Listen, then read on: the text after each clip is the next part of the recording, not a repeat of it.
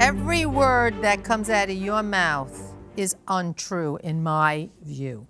Let's start by saying you testify how this is a side job you have.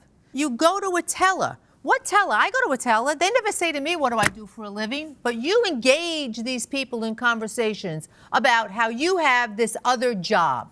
You buy cars at an auction. So you now have a conversation with him. He trusts you. You know why he trusts you? You're coming in and out of the bank. You chat up this guy. You chat up this woman. The bank tellers are talking to you while you're running your scam. That's why he trusts you. So now he has this conversation with you.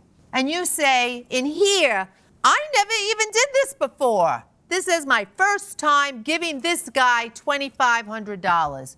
Baloney. Because in your text messages, you know what you call Christopher? You say, my partner.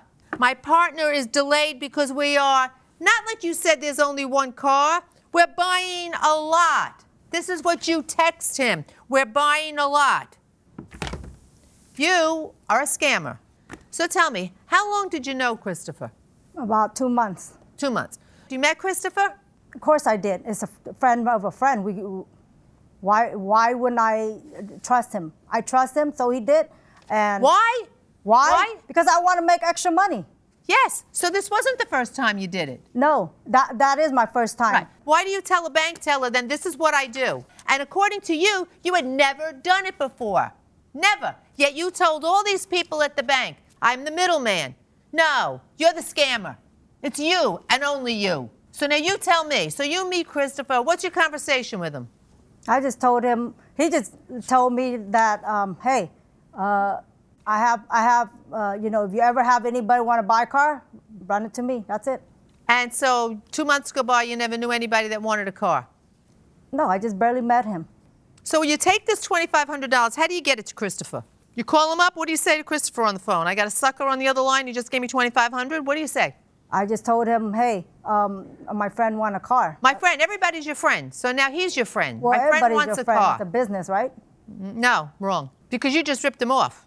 Why am I ripping him off? So you now have to give Christopher the money. Does he say what's it for?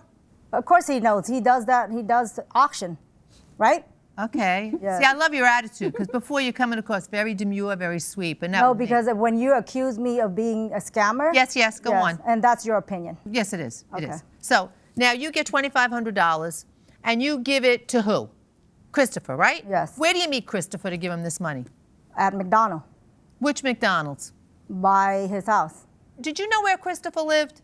No. How did you know McDonald's was near Christopher's house? Because then? that's why he said, meet me by my house. Well, you said by your house, but you just said you His didn't know house, where he his lived. house. Oh, his house. That's what I'm saying. Yeah. Yeah, but you didn't know where he lived. Mm-mm. When you met him the first time, where'd you meet him? I met him through my friend's party.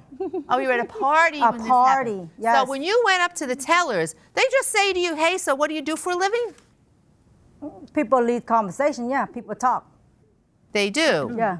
But your position is, you gave me your money, Mr. Santos, and I went to Christopher. I was going to have him get you a car, and he took off. How many times before he ran off on you did you call Christopher on the phone? Before this deal? Before this deal, probably like one or twice. Once or twice, Yes. yeah. And you called him at the phone number, and he was gone. Gone. Gone, right? Gone, gone, gone. 2,500 gone, right? 25 gone. You are some piece of work.